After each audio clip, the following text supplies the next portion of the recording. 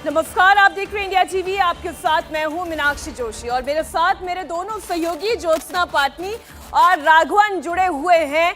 बात होने जा रही है मिशन चंद्रयान 3 की, जो कामयाब रहा है और इसी से जुड़ी हुई एक बड़ी खबर। ज्योत्सना, बिल्कुल मीनाक्षी, बड़ी खबर से शुरुआत करते हैं। भारत ने चांद पर तो कदम कल ही रख दिया था, अब घूमना फिरना भी शुरू हो चुका है। घूमने फिरने का मतलब चहलकदमी शुरू हो गई है। चहलकदमी शुरू हो चुकी है। विक्रम लैंडर के अंदर से प्रज्ञान रोवर बाहर आ चुका है और रात 12:30 बजे से ही काम करना उसने शुरू कर दिया है। और इस वक्त की ये जो खबर आप देख रहे हैं, ये बेहद ही उत्साहित करने वाली और इंपॉर्टेंट खबर है। उस वक्त रोवर प्रज्ञान चांद की सतह पर वॉक कर रहा था और वो तस्वीरें हम आपको दिखा रहे हैं, कैसे वो विक्रम लैंडर के रैंप से धीरे धीरे नीचे उतरा और चांद की सतह पर आया और उसने वॉक करना शुरू किया। सूरज की रोशनी पड़ते ही प्रज्ञान के जो सोलर पैनल्स हैं वो एक्टिव हो गए हैं, बैटरी चार्ज होने लगी है और जैसे ही बैटरी चार्ज हुई तो समझिए प्रज्ञान रोवर में जान सी आ गई और साइंटिफिक इंस्ट्रूमेंट्स जो उसमें लगे थे उनकी मदद से वो चलना शुरू हो चुका है। ये जो तस्वीर है, कल जब हम डिस्कस कर रहे थे, आप बता रहे थे कि जब प्रज्ञान रोवर बाहर निकलेगा लैंडर से तो एक स्प्रिंग उसके साथ अटैच होगी। तो क्या ये वही है जो स्प्रिंग, मुझे ऐसा एक अंदाजा भर लग रहा है इस तस्वीर में एक स्प्रिंग अटैच्ड है। देखिए, इसको कितना आगे जाने के बाद ये डिटैच होगी, समझें तो देखिए ये इसका रैंप है जो लैंडर विक्रम का रैंप है। ये जो आप व्हील देख रहे हैं, ये पहला व्हील प्रज्ञान रोवर का है। ये बताया गया हमें कि करीब रात 9:15 से 9:25 के बीच ये पहली बार लैंडर विक्रम का रैंप खुला और धीरे धीरे इस प्रज्ञान रोवर ने बाहर कदम रखा। इस प्रज्ञान रोवर की जो पिछला हिस्सा है उससे एक एम्बिलिकल कॉर्ड उसका नाम दिया गया, तो आप अंदाजा लगाया जा सकते हैं। बिल्कुल, तो वो जो कॉर्ड थी वो जैसे मां और बच्चे के बीच में एक कॉर्ड होती है। हाँ, तो ये बर्थ ही कह लेते हैं। बिल्कुल, ये बर्थ था प्रज्ञान रोवर का और उस वक्त तक, मतलब पिछले 42 दिनों तक प्रज्ञान रोवर जो है वो सोया हुआ था। आप इसको ऐसे समझिए कि उसकी बैटरी सब बंद थी। जैसे ही ये रैंप खुला उसके बाद प्रज्ञान रोवर बाहर निकला और कम से कम कह सकते हैं कि 1 से 1.5 घंटे का वक्त प्रज्ञान रोवर को लगा जब उसकी सोलर पैनल्स के खुले, बैटरीज चार्ज हुई, उसके बाद वो एक्टिव हो गया। सबसे पहले ये चेक किया गया कि उसके कैमरेज काम कर रहे हैं कि नहीं कर रहे हैं। उसके बाद जो साइंटिफिक इंस्ट्रूमेंट उसमें लगे हैं, क्योंकि अब जो असल काम करना है, जो साइंटिफिक एक्सपेरिमेंट की जिसकी बात हो रही है अगले 13 दिनों में,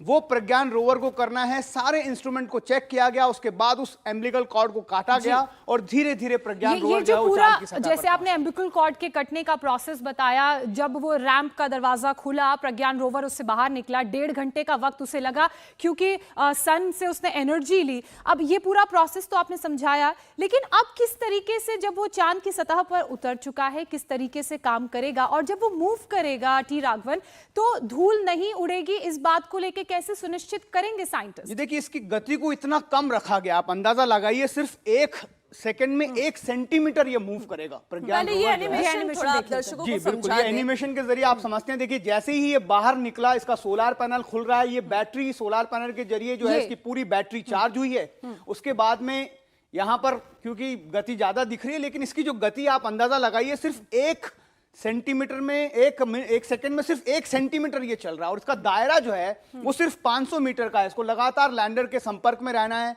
इससे हम डायरेक्ट सिग्नल्स नहीं ले सकते हैं, लैंडर से सिग्नल्स मिलेंगे और लैंडर जो है वो लगातार ग्राउंड स्टेशन जो स्ट्रैक है वहां पर भेज रहा है।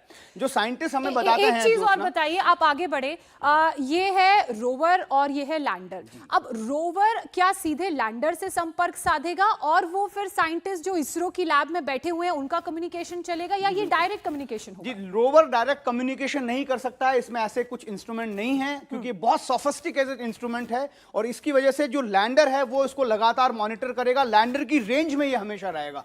500 मीटर की बात हो रही है, 500 मीटर उसको ट्रैवल करने में आप जानिए कितने घंटे लग जाएंगे। उस वक्त इस पर 2 साइंटिफिक इंस्ट्रूमेंट जो बहुत ज्यादा जरूरी इसलिए है क्योंकि साउथ पोल रीजन में पहली बार हम वहां पर पहुंचे हैं। ऐसा बताया जा रहा है कि जब से चंद्रमा का उद्भव हुआ है तब से उस जगह पर कुछ भी हलचल इतनी ज्यादा नहीं है। और एक और चीज जो इस प्रज्ञान रोवर की इंजीनियरिंग के बारे में आप बताएं, जब ये बाहर आता है हमने ये देखा कि एक फ्लैप जैसा ये खुलता है, ये एग्जैक्टली क्या है? ये बिल्कुल ये दर्शकों को समझाएं। ये इसका सोलार पैनल है। आप देखिए, क्योंकि वहां पर जहां पर अभी हम उतरे हैं साउथ पोल रीजन में, वहां पर सूर्य की किरणें तिरछी पड़ती हैं। इसीलिए अगर आपने देखा होगा तो जितने भी इंस्ट्रूमेंट होते हैं, जैसे इसको भी अगर आप देखेंगे तो इसमें स्लैंट है सोलार पैनल, लेकिन इसमें बिल्कुल स्ट्रेट रखा गया है। वो इसलिए क्योंकि जो तिरछी किरणें सूर्य की है वो सोलार पैनल पर सीधी गिरें और ये तुरंत चार्ज हो जाए। और ऐसा हुआ, अगले 1.5-2 घंटे के बाद हमने देखा कि पूरी तरह से जो प्रज्ञान रोवर है उसकी बैटरीज चार्ज हो गई और रोवर को लेकर उसने चहलकदमी शुरू कर दी। एक रोवर को लेकर एक और सवाल ये है कि ये जो इस पिक्चर में बहुत छोटा सा दिखाई दे रहा है, एग्जैक्टली कितना वजनी है, कितना बड़ा है? देखिए, अगर इसके वेट की बात कर लें तो करीब करीब 26 किलो का इसे बनाया गया है। पैनल्स के साथ कह रहे हैं कि 26 से 32 किलो तक इसका वजन हो सकता है। जो मेन इंस्ट्रूमेंट जिसकी बात अब लगातार करनी चाहिए, क्योंकि अब हम क्या हासिल करेंगे वहां से, ये बहुत ज्यादा जरूरी है। इसमें एक एक्सरे बेस्ड और एक लेजर बेस्ड 2 स्पेक्ट्रोमीटर्स लगाए गए हैं। जो लेजर बेस्ड स्पेक्ट्रोमीटर, ये बताया गया हमें कि करीब करीब वो 1.5 सेंटीमीटर तक चांद की सतह को पियर्स करेगा, उसके अंदर जाएगा, पेनिट्रेट करेगा और वहां से जो है रासायनिक संरचना क्या है। बिल्कुल जी राघवन, मतलब जो पेलोड है वो रोवर में भी है और वो लैंडर में भी है। रोवर के लिहाज से अगर बातों को समझा जाए तो 2 ऐसे उसमें सेंसिटिव इक्विपमेंट्स लगाए गए हैं जो धरती में छेद करते हुए नीचे जाएंगे, चांद की सतह को समझने की कोशिश करेंगे। वहां ना सिर्फ पानी को लेकर रिसर्च होगी, क्योंकि ये चांद का वो छोर है जो सबसे ज्यादा फ्रीज्ड है, जहां पर सूरज सबसे कम पहुंचता है। इसलिए कह रहे हैं कि यहां पर आइस वाटर मिलने की संभावना ज्यादा है। और अगर यहां पर आइस वाटर मिलेगा तो वो इस लिहाज से भी फायदेमंद है कि जो बहुत सारी चीजें चांद में सालों साल पहले हुई होंगी वो बर्फ में फ्रीज हो गई हैं, तो उनको पढ़ना, उनको समझना बेहतर होगा। इसके अलावा सेस्मिक एक्टिविटी वहां पर कैसी है उसका पता प्रज्ञान रोवर के अलावा लैंडर की मदद से लगाया जाएगा। और इसलिए ये जो 14 दिन रहने वाले हैं ये बेहद ही महत्वपूर्ण माने जा रहे हैं। ये 3 तस्वीरें हम आपको दिखा रहे हैं। अब आदित्य L1 की तैयारी की जा रही है। ये क्या है ये भी हम आगे आपको समझाएंगे, लेकिन आज की जो ये तस्वीर है वाकई में उत्साहजनक तस्वीर है। रोवर ने अपना काम करना शुरू कर दिया है। इंडिया टीवी हर वक्त हर जगह डाउनलोड करने के लिए सर्च करें India TV news Google play store या ऐप स्टोर पर।